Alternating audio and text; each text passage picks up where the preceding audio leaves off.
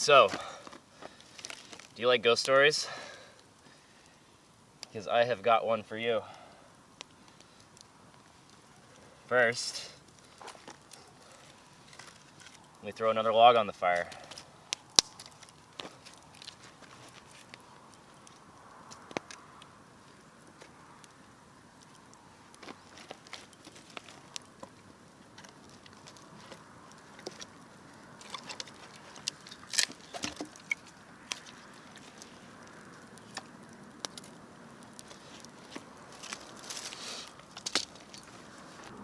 I received an email a little while ago from a friend of mine in Washington State in response to the video that I made a couple months ago about the strange occurrences that happened to me that night that I was camping in Wyoming. And he was ecstatic because he had a story of his to share that was like so similar to mine, and he really wanted to tell me. And he sent me this huge long email describing all of it.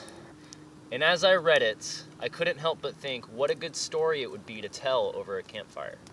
So I asked him. I typed back to him and I asked him if I could share it on one of my videos and tell it as if he were the one telling it. And his response was yes, yes, yes, please do that. And so I have with me now a story from a man by the name of Bob, who, well, we'll just call him Bob. But he sent it to me, and it was about a story of a night that he spent in Wyoming.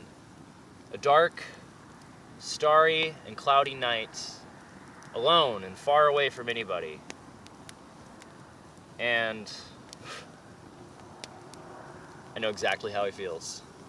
So I am going to read this. I'm going to read it on my phone, and I'm going to read it in the character of him as if he were telling it.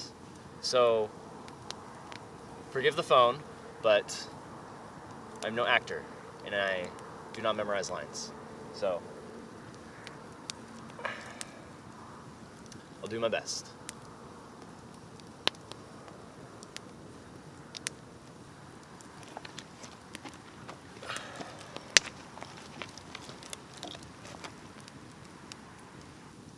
So it's been about 3 years ago, as I recall. My partner Daryl and I were living in Denver at the time, and there was so much light pollution that I yearned to see the stars again. So we took a weekend camping trip with our miniature pincher up to the mountains near Laramie, Wyoming. We wanted away from civilization, and we found it about 30 miles off the highway back down a dirt and gravel road to the base of the Rockies there. In fact, we were on an old logging road way back in the trees. I think that area, it may be part of the Grand Tetons, but it was majestic to say the least. So we set up our campsite near a beautiful tree-lined stream just at the edge of the forest. It had been a long and an all-day trip to get there, so night was falling, and we finished setting up our tent and building a small fire. We paused, though, for a bit, before hitting the sack to look at the stars.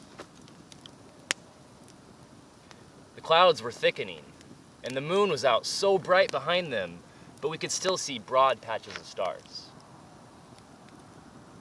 As we were looking up, in wonder, we clearly saw a very big, very strange, cigar-shaped craft with lots of colored lights sailing across a huge patch of stars.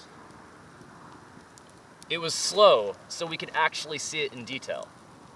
But we watched, in utter amazement, for a minute or two until it passed behind another group of clouds.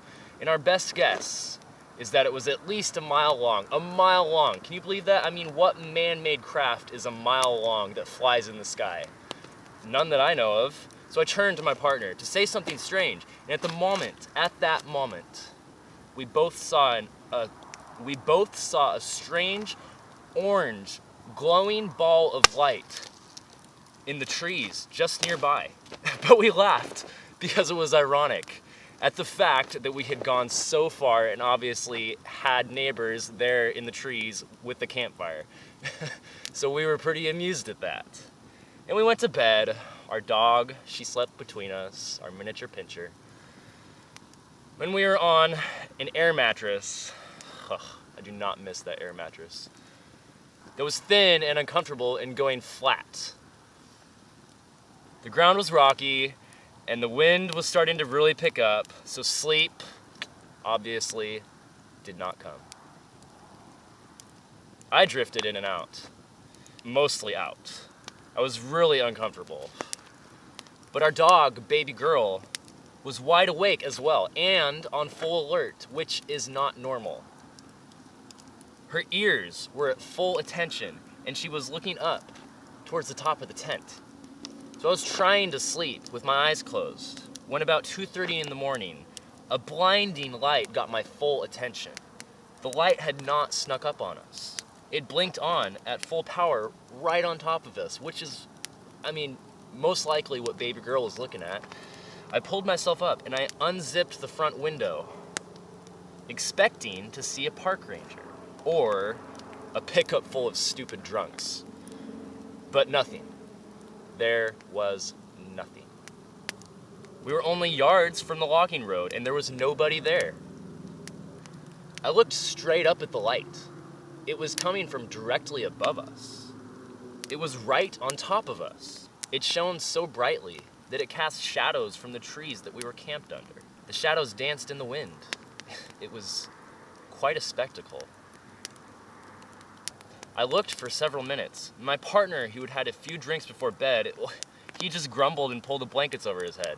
He was not very happy. And then, suddenly, just as quick as it had come, it blinked out. And all I could hear was the wind.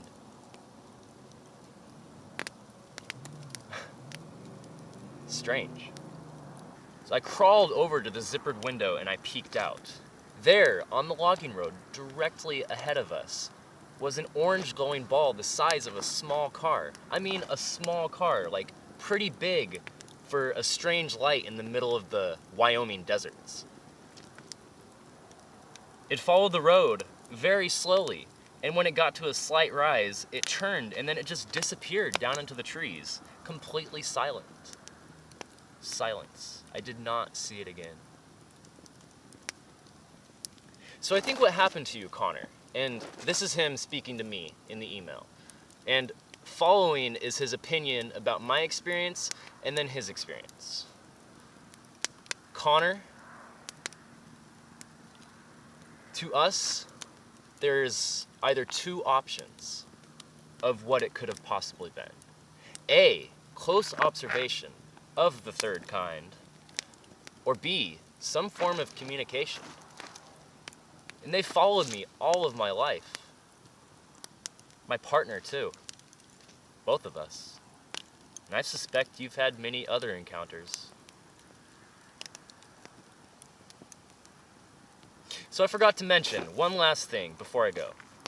One of the most important details about the whole entire story is that in the morning, when we checked out of our camp and we got everything packed up, loaded up, and we were ready to go, I went over to the trees where I had seen this strange anomaly, and also to where we had thought we'd seen the campfire, but whatever it was.